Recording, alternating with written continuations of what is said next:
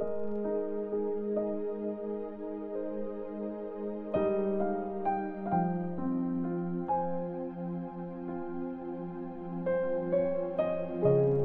chapter 5. Ang matinding kalungkutan para sa Israel.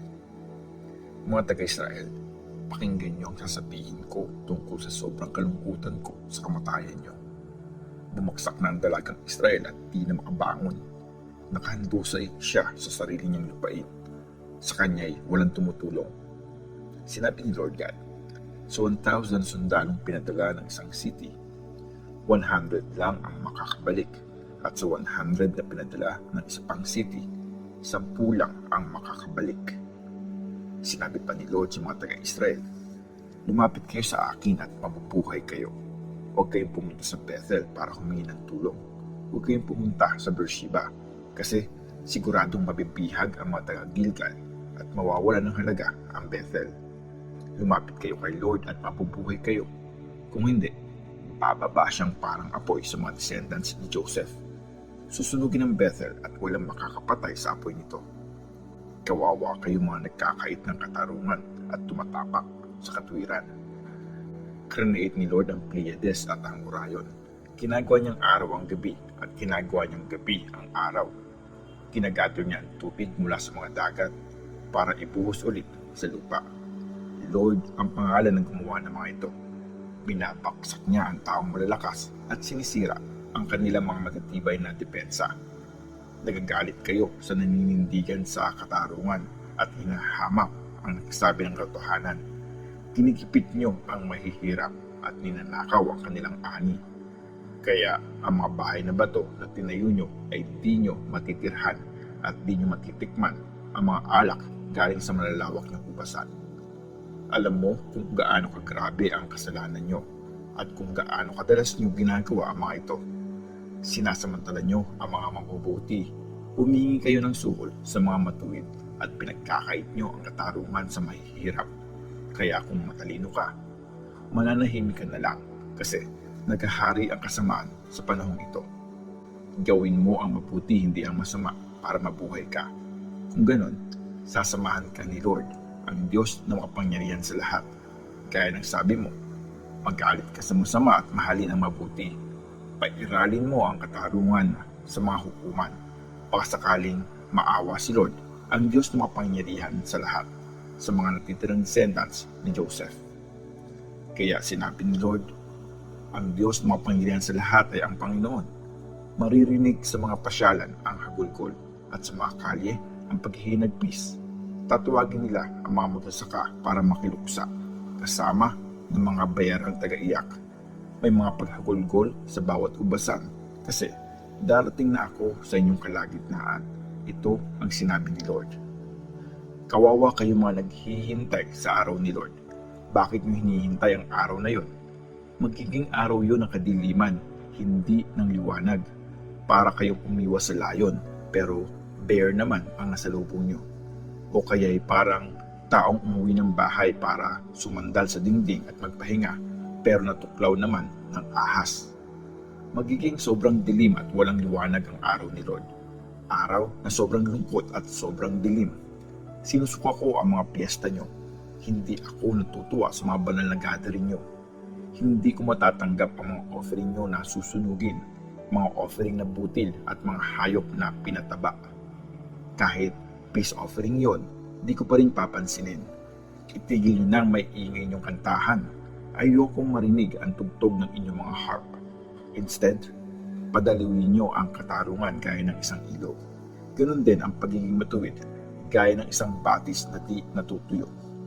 Mga taga-Israel, sa loob ng 40 years na pag-stay nyo sa desert, nagdala ba kayo sa akin ng mga offering at ng mga offering ng pasasalamat? Pero ngayon, dahil nag-worship kayo sa mga ributo ni Sakuth, ang Diyos-Diyosan nyong hari, at ni Kaiwan, ang Diyos-Diyosan nyong bituin, kaya papasanin nyo ang mga ributong yan. Ipapatapon ko kayo ng lagpas pa ng Damascus dahil dito. Ito ang sinabi ni Lord, at ang pangalan niya ay Diyos na makapangyarihan sa lahat. Amos chapter 6. Ang pagkawasak ng Israel. Kawawa kayo mga nasa Zion, na paisi-isi lang sa buhay.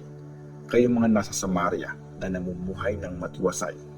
Kayong mga kilalang leader ng Israel na pinupuntahan ng mga tao para humingi ng tulong. Puntahan nyo at tingnan ang bayan ng Kalne. Mula doon, puntahan nyo ang dakilang bayan ng Hamath. Tapos, pumunta kayo sa Palestine, sa bayan ng Gath. Mas magaling ba kayo kaysa sa mga bayan na yon? Mas malawak ba ang sakop nyo kaysa sa kanila? Ayaw niyong tanggapin na merong araw ng kapahamakan. O sa ginagawa nyo, pinapabilis nyo lang dumating ang araw na yan. Kawawa kayong mga nakahiga sa magaganda at malalambot na kama habang kumakain ng piling tupa at bakang matataba. Kayong mga kumakanta kasabay ng harp at gumagawa ng mga instruments na gaya ni David. Kayong mga umiinom ng wine sa mga mangkok at nagpapahid ng mamahaling oil pero hindi man lang umiiyak sa pagkawasak ng Israel. Kaya kayo ang unang bibihagin. Ang pagsasaya at handaan nyo ay matatapos din. Si Lord God na makapangyarihan sa lahat ang nagsabi mismo, ayaw ko sa kaibangan ng Israel. Galit ako sa mga matitibay na depensa niya. Ibibigay ko sa kaaway ang city niya at lahat ng nandun. Kung may 10 lalaking matitira sa pamilya, lahat sila ay mamamatay. Ang kamag-anak na in charge sa pagsunog ng mga bangkay, maglalabas ng mga ito sa bahay. Itatanong niya sa sino mang nasa loob ng bahay, meron ka pa bang kasama dyan? Sasagot siya, wala na. Tapos, sasabihin ng kamag-anak, tumahimik ka. Di natin dapat banggitin ang pangalan ni Lord. Kapag inutos ni Lord, madudurog ang mga bahay, malaki man yon o maliit. Tumatakbo ba sa mabatong lugar ang mga kabayo? Maaararo ba ang dagat gamit ang mga toro? Pero ginawa niyong lason ang hustisya at ang mali, pinagmukha niyong tama. Pinagyayabang niyong nasakop niyo ang Lodebar. Sabi niyo pa, natalo namin ang Karnaim dahil sa sariling lakas namin.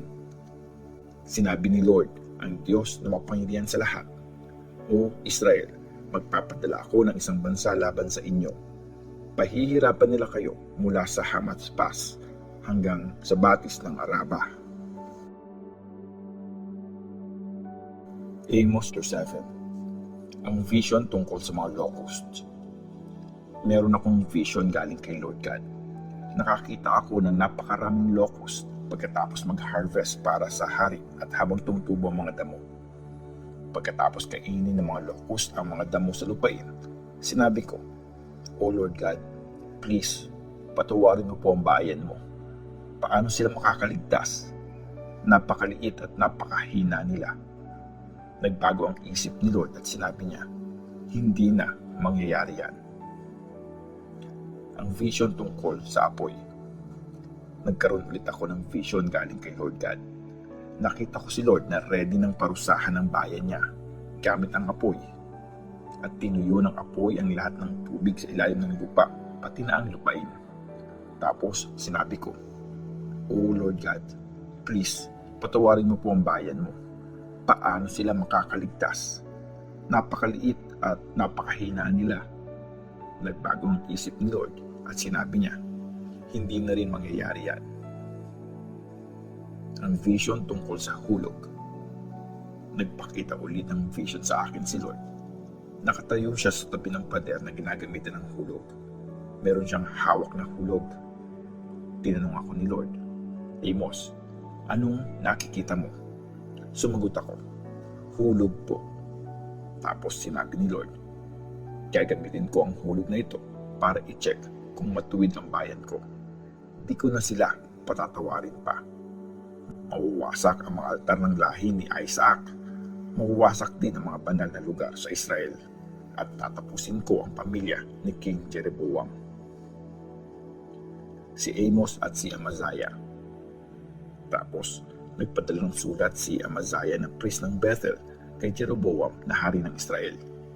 Sabi sa sulat, may binabalak na masama laban sa iyo si Amos at kinasabwat pa niya ang mga tao. Dahil sa mga sinasabi niya, masisira ang bansa. Ito ang sinasabi niya, mamatay si Jeroboam sa gera at gagawing bihag ang Israel. malayo sa lupain niya. At sinabi ni Amaziah, "Tama na yan, Prophet Amos. Bumalik ka na lang dun sa Judah at dun ka mag-prophesy. Doon, babayaran ka nila. Pero wag na wag ka na ulit mag-prophesy dito sa Bethel kasi nandito ang temple ng buong kaharian kung saan nag-worship ang hari." Sumagot si Amos, "Hindi ako kagaya ng ibang prophet na naging prophet lang dahil sa pera. Isa akong shepherd at nag-aalaga ako ng mga sycamore tree. Pero inalis ako ni Lord sa trabaho ko at inutusan niya ako mag-prophesy sa bayan niyang Israel. Kaya pakinggan niyo ang sinasabi ni Lord. Sabi niyo, huwag ka mag-prophesy laban sa Israel at huwag ka mag-preach laban sa pamilya ni Isaac. Kaya sinabi ni Lord, ang asawa mo magiging prostitute sa bayan, ang mga anak mo sa gera mamamatay, at ang lupain mo paghahati-hatian ng mga dayuhan. Mamamatay ka sa ibang lupain at ang mga taga-Israel ay pipihagin malayo sa sariling lupain."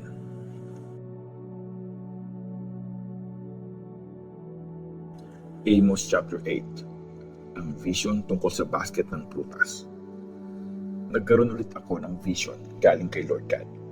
Pinakita niya sa akin ang isang basket ng prutas. Sabi niya, "Amos, anong nakikita mo?" Sumagot ako, "Isang basket ng prutas."